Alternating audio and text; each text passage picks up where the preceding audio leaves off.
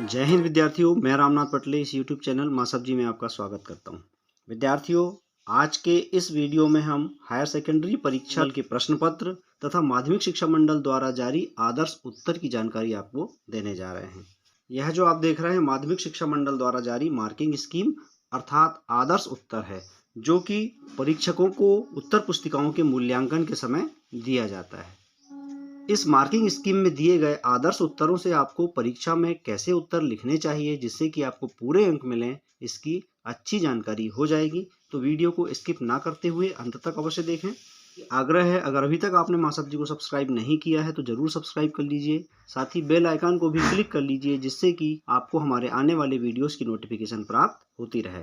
तो आइए देखते हैं इस प्रश्न पत्र में दिए गए प्रश्न एवं उनके आदर्श उत्तर। तो प्रश्न क्रमांक 1 है, सही विकल्प चुनिए। कौन से अनुपात फर्म की दीर्घकालीन प्रचालनों के संबंध में आलोचनात्मक सूचनाएं देते हैं? यहाँ पर 4 विकल्प दिए गए हैं जिनमें सही विकल्प है स ऋण शोधन क्षमता। दूसरा, कंपनी के वित्तीय विवरण बनाना होता है, तो सही उत्तर है ब अनिवार्य। तीसरा, साझेदार के प्रवेश पर पुराने तुलन पत्र में दर्शाए गए सामान्य संचय हस्तांतरित करेंगे, तो यहाँ पर सही उत्तर है सा पुराने साझेदारों के पूंजी खाते में। चौथा, साझेदारी संलेख ना होने की दशा में साझेदारों के आहरण पर ब्याज, तो यहाँ पर सही विकल्प है द कोई ब्याज नहीं। पांचवा, लाभांश का भुगतान किस प्रकार की क्रिया है, तो यहाँ पर सही उत्तर है सा वित्तीय क्रिया। छठवां, कौन से अनुपात प्रमुख रूप से प्रत्यय की गणना करते हैं, तो यहाँ पर सही उत्तर है द लाभप्रदता। विद्यार्थियों, चूंकि यह माध्यमिक शिक्षा मंडल की बोर्ड परीक्षा का प्रश्न पत्र है इसलिए इसमें इंग्लिश वर्जन में भी आपको क्वेश्चन देखने मिलेंगे। प्रश्न क्रमांक 2, रिक्त स्थानों की पूर्ति कीजिए। नंबर 1, सामान्य आकार के विश्लेषण को खालिस्तान विश्लेषण के नाम से भी जानते हैं, यहाँ हम लिखेंगे लंबवत। दूसरा, परिसंपत्ति की बिक्री खालिस्तान प्रकार की क्रियाकलाप है, तो यहाँ पर हम लिखेंगे निवेश या विनियोग। तीसरा, साझेदारी का जन्म खालिस्तान से होता है, अनुबंध या समझौते से। चौथा, स्थिर पूंजी पद्धति में पूंजी खाते का सदैव सीआर शेष रहता है अर्थात क्रेडिट शेष रहता है। पांचवा, नए साझेदार द्वारा लाई गई प्रीमियम की राशि को पुराने साझेदारों में खालिस्तान अनुपात में बांटा जाता है, त्याग अनुपात में। छठवां, सबसे अधिक मूल्य खालिस्तान के स्वभाव वाली ख्याति का होता है, बिल्ली के स्वभाव वाली। अंतिम है, कंपनी की वार्षिक रिपोर्ट को खालिस्तान के लिए निर्गमित किया जाता है, अंशधारियों के लिए। प्रश्न क्रमांक 3, सही जोड़ी बनाइए। कॉलम आ में पहले नंबर पर है अंश पत्रधारी, तो अंश पत्रधारी की जोड़ी हम 5वां कंपनी के स्वामी से बनाएंगे। दूसरा, ऋण पत्रधारक की जोड़ी 4 कंपनी के ऋणदाता। तीसरा, पुनर्मूल्यांकन पर हानि की जोड़ी 6वां पूंजी खाते के डेबिट पक्ष में। चौथा, समान लाभ लाभ अनुपात की जोड़ी 1 साझेदारी संलेख के अभाव में। 5वां, साझेदार का ऋण की जोड़ी 3 आंतरिक दायित्व। 6वां, नए साझेदार का प्रवेश की जोड़ी 2 पुराने साझेदारों का त्याग। और इसी प्रश्न का यह इंग्लिश वर्जन। प्रश्न क्रमांक 4, एक शब्द या वाक्य में उत्तर दीजिए। नंबर 1, साझेदार की मृत्यु होने पर उसका दावा किसे हस्तांतरित हो जाएगा, तो उत्तर है उसके उत्तराधिकारी को। दूसरा, अंशहरण खाते का शेष किस खाते में हस्तांतरित किया जाता है, आरक्षित पूंजी खाते में। तीसरा, ऋण पत्रों का प्रतिफल क्या कहलाता है, ब्याज।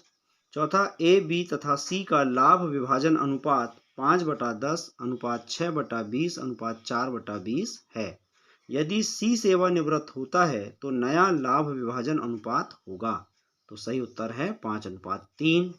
5वां, पुनर्गठन पर परिसंपत्तियों और दायित्वों के मूल्य में आए परिवर्तन को किस खाते में दर्शाया जाता है, तो उत्तर है पुनर्मूल्यांकन खाते में।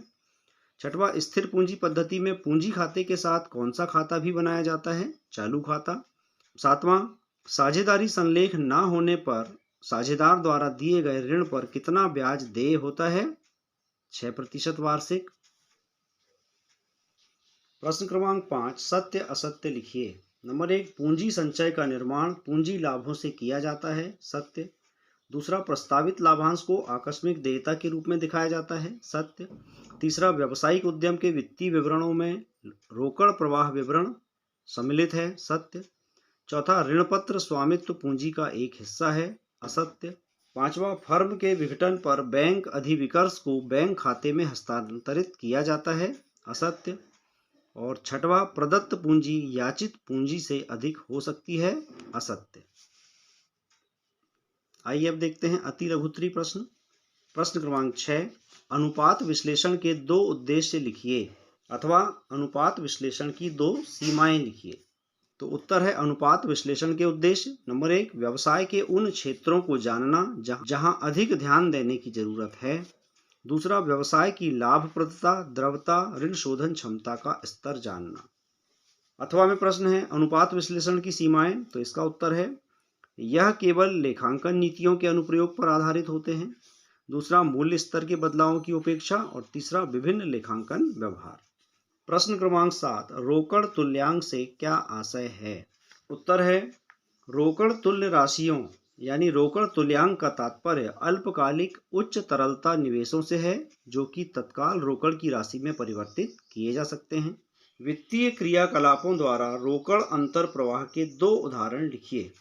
वित्तीय क्रियाकलापों द्वारा रोकड़ अंतर्वाह के उदाहरण। नंबर 1, समता या पूर्वाधिकार अंशों के निर्गमन से प्राप्तियां। दूसरा, ऋण पत्रों बंधपत्रों के निर्गमन से प्राप्तियां। और तीसरा, ऋणों की प्राप्ति। प्रश्न क्रमांक 8, साझेदारी संलेख क्या है? What is partnership deed? साझेदारी का अस्तित्व साझेदारों के मध्य समझौते से आता है। यह समझौता लिखित या मौखिक हो सकता है। जब भी यह लिखित में हो जिसमें समझौते का विवरण समाहित हो तो ऐसे अभिलेख को साझेदारी संलेख कहते हैं। अथवा में प्रश्न है साझेदारी की विशेषताएं लिखिए। तो साझेदारी की विशेषताएं हैं दो या दो से अधिक व्यक्ति। दूसरा, अनुबंध या समझौता। तीसरा, असीमित दायित्व। और चौथा, लाभ का विभाजन। प्रश्न क्रमांक 9, न्यायालय के द्वारा फर्म के विघटन की किन्हीं दो परिस्थितियों का उल्लेख कीजिए। न्यायालय द्वारा फर्म के विघटन की परिस्थितियां। व्यापार में स्थायी हानि। दूसरा, साझेदारों का हित हस्तांतरण। तीसरा, अनुबंध के विपरीत कार्य करना। फर्म के अनिवार्य विघटन की कोई दो परिस्थितियां लिखिए। फर्म के अनिवार्य विघटन की स्थितियां, जब कोई एक साझेदार या एक को छोड़कर सभी दिवालिया हो जाएं। और दूसरा, जब फर्म का व्यवसाय गैरकानूनी हो जाए। प्रश्न क्रमांक 10, अनु, वनु तथा तनु 4:3:2 के अनुपात में साझेदार हैं। अनु सेवानिवृत्त होती है तथा वनु और तनु भविष्य के लाभों का बंटवारा 5:3 में करने का निर्णय लेती हैं। तो अधिलाभ या प्राप्ति अनुपात ज्ञात कीजिए। वनु और तनु भविष्य में लाभों का बंटवारा 5:3 में करेंगे, अर्थात वनु को मिलने वाला हिस्सा होगा 5/8 और तनु को मिलने वाला हिस्सा होगा 3/8। ये दोनों को जोड़ करके कुल 8 भाग में से 5 भाग वनु को और 3 भाग तनु को मिलेंगे। और पहले कितना मिल रहा था? पहले चूंकि कुल 4, 3, 7 और 2 9 भाग थे। 9 भाग में से अनु को 4 भाग मिल रहे थे यानी 4/9। वनु का हिस्सा था 3/9 और तनु का हिस्सा था 2/9। तो हम बाद में मिलने वाले हिस्से में से पहले मिलने वाले हिस्से को घटा देंगे, प्राप्ति अनुपात ज्ञात हो जाएगा। यहाँ आप देख रहे हैं वनु का अधिलाभ, बाद में मिलने वाला वनु का हिस्सा है 5/8 और पहले मिलने वाला हिस्सा था 3/9। इसको घटा दिया और हल करने पर यह आता है 21/72। इसी तरह तनु का अधिलाभ, बाद में इसे मिलेगा 3/8, पहले मिल रहा था 2/9, तो इसे घटा दिया तो ये अधिलाभ आ गया 11/72। वनु और तनु को मिलने वाले अधिलाभ का अनुपात होगा 21:11। 10वां का अथवा में प्रश्न है एक्स, वाई तथा जेड 3:2:1 के अनुपात में साझेदार हैं। एक्स सेवानिवृत्त होता है तथा उसका भाग वाई तथा जेड के द्वारा 3:2 के अनुपात में ले लिया जाता है। नया लाभ विभाजन अनुपात ज्ञात कीजिए। यह प्रश्न भी कुछ इसी तरह का है। तो विद्यार्थियों, वीडियो बहुत बड़ा ना हो जाए इसलिए हम हर प्रश्न को एक ही वीडियो में नहीं समझा पाएंगे। यहाँ पर आप चूंकि मॉडल आंसर देख रहे हैं तो आप देखिए कि किस तरह से इसको हल किया है। और लास्ट में जो नया अनुपात आया है वह है 19:11। इन्हें अच्छे से देख लें, समझ लें। प्रश्न क्रमांक 11, परिवर्तनीयता के दृष्टिकोण से ऋण पत्रों के प्रकार समझाइए अथवा सुरक्षा के दृष्टिकोण से ऋण पत्रों के प्रकार समझाइए। परिवर्तनीयता के दृष्टिकोण से ऋण पत्रों के प्रकार। परिवर्तनीय ऋण पत्र और अपरिवर्तनीय ऋण पत्र। परिवर्तनीय ऋण पत्र जिन्हें समता अंशों में परिवर्तित किया जा सकता है और अपरिवर्तनीय ऋण पत्र जिन्हें अंश में परिवर्तित नहीं किया जा सकता। अथवा में जो प्रश्न है इसका उत्तर, सुरक्षा के दृष्टिकोण से ऋण पत्रों के प्रकार, पहला है रक्षित ऋण पत्र और दूसरा है अरक्षित ऋण पत्र। रक्षित ऋण पत्र जिनका कंपनी की परिसंपत्तियों पर प्रभार रहता है और अरक्षित ऋण पत्र जिनका कंपनी की परिसंपत्तियों पर प्रभार नहीं रहता है। प्रश्न क्रमांक 12, अधिकृत पूंजी से क्या आशय है अथवा अयाचित पूंजी से क्या आशय है। तो उत्तर है, अधिकृत पूंजी वह अंश पूंजी है जो कंपनी के सीमा पार्षद नियम के द्वारा निर्गमित हेतु अधिकृत है। यह प्राधिकृत या प्राकृत पूंजी भी कहलाती है। इससे अधिक के अंश निर्गमित नहीं किए जा सकते। अथवा अयाचित पूंजी अभिदत्त पूंजी का वह भाग है जो अभी तक मांगा जाना बाकी है। यह राशि कंपनी किसी भी समय जब आवश्यकता हो एकत्रित कर सकती है। प्रश्न क्रमांक 13, पूर्वाधिकार अंशों की दो विशेषताएं लिखिए अथवा अंश पूंजी से क्या आशय है। उत्तर है, पूर्वाधिकार अंश की विशेषताएं, लाभांश दर निश्चित या निश्चित लाभांश, और दूसरा कंपनी के समापन पर अंश पूंजी वापस प्राप्त करने का पूर्वाधिकार होता है। अथवा में जो प्रश्न है, अंश पूंजी से क्या आशय है, कृत्रिम व्यक्ति होने के कारण कंपनी अपनी पूंजी स्वयं उत्पन्न नहीं कर सकती। यह पूंजी कुछ व्यक्तियों से एकत्रित की जाती है। ये व्यक्ति अंशधारी कहलाते हैं तथा इनसे एकत्रित राशि कंपनी की अंश पूंजी कहलाती है। प्रश्न क्रमांक 14, अंशों के हरण से क्या आशय है अथवा अति अभिदान की स्थिति में कंपनी कौन से दो विकल्प अपना सकती है। लिखिए। अंशों का हरण ऐसा हो सकता है कि कुछ अंशधारक अंशों पर किस्तों आवंटन मांग राशि का भुगतान ना कर सकें। इन अंशों की प्राप्त राशि कंपनी द्वारा जब्त कर सकती है, जिसे अंशों का हरण कहते हैं। अथवा में जो प्रश्न है, अति अभिदान की स्थिति में विकल्प, नंबर 1 अति अभिदान की राशि वापस कर देना, दूसरा अति अभिदान की राशि का समायोजन कर लेना और तीसरा उपरोक्त दोनों विकल्पों का चुनाव। प्रश्न क्रमांक 15, श्री लिमिटेड ने हैवी मशीन लिमिटेड से 3,80,000 रुपए में एक मशीन का क्रय किया। क्रय समझौते के अनुसार 20,000 रुपए का नकद भुगतान और शेष राशि 100 रुपए प्रत्येक के अंशों का निर्गमन करके किया जाएगा। श्री लिमिटेड की पुस्तकों में आवश्यक प्रविष्टियां कीजिए। तो ये आप देख रहे हैं किस तरह से श्री लिमिटेड के द्वारा अभिलेख का संधारण किया जाएगा। अथवा में प्रश्न है, एबीसी लिमिटेड ने XYZ लिमिटेड से 5,40,000 रुपए में एक भवन क्रय किया और इसका भुगतान 100 रुपए प्रत्येक के अंशों का निर्गमन 20% अधिमूल्य पर निर्गमन करके किया। एबीसी लिमिटेड की पुस्तकों में आवश्यक प्रविष्टियां कीजिए। तो इस प्रकार से आपको बुक का संधारण करना है। प्रश्न क्रमांक 16, विमल और निर्मल 3:2 के अनुपात में साझेदार हैं। वे 1/3 भाग के लिए सुशील को साझेदारी में प्रवेश देते हैं। सुशील अपनी पूंजी के लिए 30,000 रुपए लाता है तथा अपने भाग की आवश्यक ख्याति की राशि भी रोकड़ में लाता है। प्रवेश की तिथि को फर्म की ख्याति का मूल्यांकन 24,000 रुपए हुआ। 12,000 रुपए की ख्याति फर्म की पुस्तकों में पहले से मौजूद है। फर्म की पुस्तकों में आवश्यक प्रविष्टियां कीजिए। तो इस तरह से आपको फर्म का लेखा दिखाना है। अथवा में प्रश्न है, सोनू और संदीप 3:2 के अनुपात में साझेदार हैं। वे नीरज को लाभ में 1/3 भाग के लिए प्रवेश देते हैं। नीरज पूंजी के लिए 30,000 रुपए लाता है किंतु वह अपने भाग की ख्याति रोकड़ में लाने में असमर्थ है। फर्म की ख्याति का मूल्यांकन 9,000 रुपए किया गया है। आवश्यक प्रविष्टियां कीजिए। ये यहाँ पर सोनू और संदीप की जो फर्म है उसका लेखा दिखाया गया है। प्रश्न क्रमांक 17, वाहक ऋणपत्र से क्या आशय है। वाहक ऋणपत्र वे ऋणपत्र जो केवल सुपुर्दगी या डिलीवरी के द्वारा हस्तांतरित किए जा सकते हैं और कंपनी इनका कोई रिकॉर्ड नहीं रखती है, वाहक ऋणपत्र कहलाते हैं। अथवा में प्रश्न है, श्रेयस लिमिटेड ने प्रति ऋणपत्र 100 रुपए के 10,000 ऋणपत्र जारी किए। जनता ने 9,000 ऋणपत्रों के लिए आवेदन किया जो पूर्णतः आवंटित किए गए। अपेक्षित राशि एक मुश्त प्राप्त की गई। श्रेयस लिमिटेड की पुस्तकों में आवश्यक प्रविष्टियां कीजिए। तो श्रेयस लिमिटेड की पुस्तकों में आवश्यक प्रविष्टियां इस तरह से की जाएंगी, ये आप देख रहे हैं। प्रश्न क्रमांक 18, निम्न मदों को कंपनी के तुलन पत्र में किन शीर्षक और उपशीर्षक यदि हो तो के अंतर्गत दर्शाया जाएगा? प्रतिभूति प्रीमियम, देय विपत्र और तीसरा रहतिया। तो उत्तर है प्रतिभूति प्रीमियम को आरक्षितियों और अधिशेष में दिखाया जाएगा, देय विपत्र को चालू देयताओं में और रहतिया चालू संपत्तियों में। प्रश्न क्रमांक 18 का अथवा है वित्तीय विश्लेषण की कोई 3 सीमाएं लिखिए। तो उत्तर है वित्तीय विश्लेषण की सीमाएं, यह मूल्य स्तरीय बदलावों पर ध्यान नहीं देते। दूसरा, यदि लेखांकन प्रक्रिया बदली है तो यह भ्रमात्मक हो सकते हैं। तीसरा, यह केवल कंपनी की रिपोर्ट का अध्ययन है। और चौथा, केवल आर्थिक पहलू पर ही ध्यान दिया जाता है। प्रश्न क्रमांक 19, अंशी और आयुषी 3:2 के अनुपात में साझेदार हैं।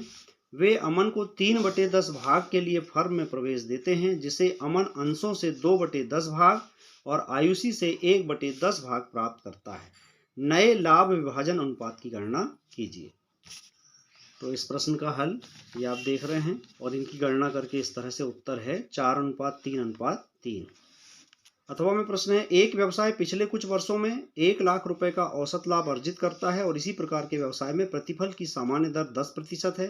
यदि व्यवसाय की कुल संपत्तियां 10 लाख रुपए की और बाह्य देयताएं 1,80,000 रुपए की हैं तो पूंजीगत अधिलाभ विधि द्वारा ख्याति की गणना कीजिए। तो इस तरह से ये ख्याति 1,80,000 रुपए। विद्यार्थियों, समयाभाव के कारण हम आपको विस्तृत रूप से नहीं समझा पा रहे हैं क्योंकि वीडियो बहुत बड़ा हो जाएगा, तो आप इसको देख करके समझ लें कि किस तरह से मॉडल आंसर में इसको हल किया गया है। प्रश्न क्रमांक 20, रोकड़ प्रवाह विवरण बनाने के कोई 4 लाभ लिखिए। उत्तर है रोकड़ प्रवाह विवरण के लाभ। निवल परिसंपत्तियों में बदलाव पता चलता है। दूसरा, रोकड़ एवं रोकड़ तुल्यांकों को पैदा करने की क्षमता बताता है।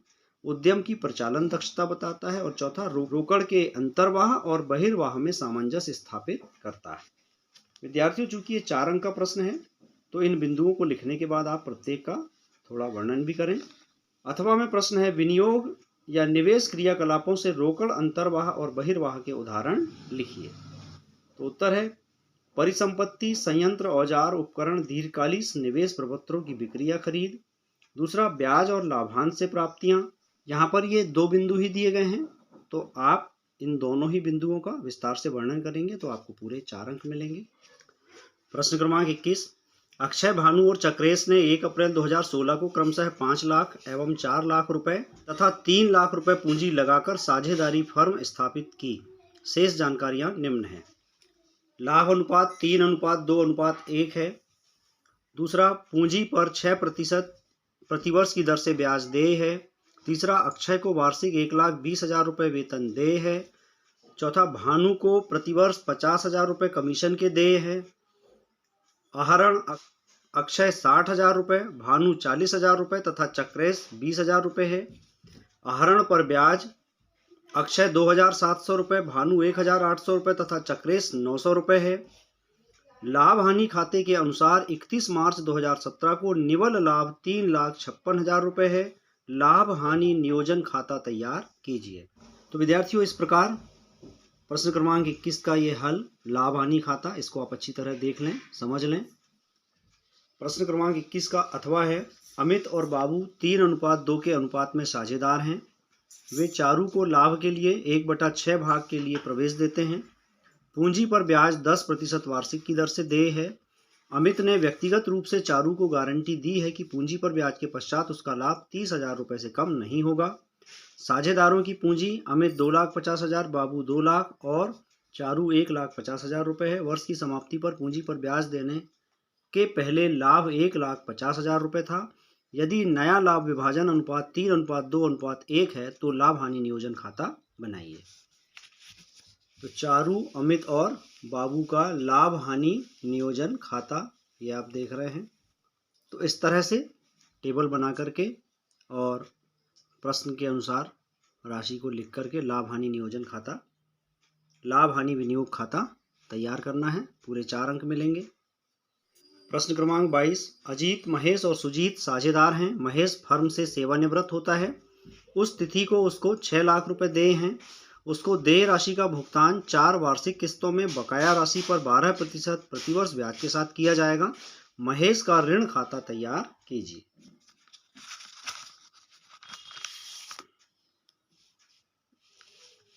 ये आप देख रहे हैं प्रश्न क्रमांक 22, महेश का ऋण खाता।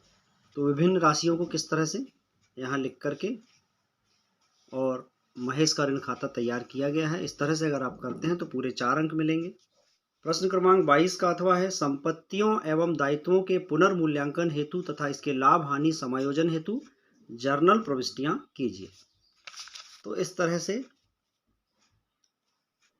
प्रश्न क्रमांक 23, सुरभि जिसके पास 10 रुपये प्रत्येक के 5000 अंश हैं, उसने आवंटन राशि 4 रुपये प्रति अंश, 2 रुपये अधिमूल्य सहित और 3 रुपये प्रथम और अंतिम मांग राशि का भुगतान नहीं किया।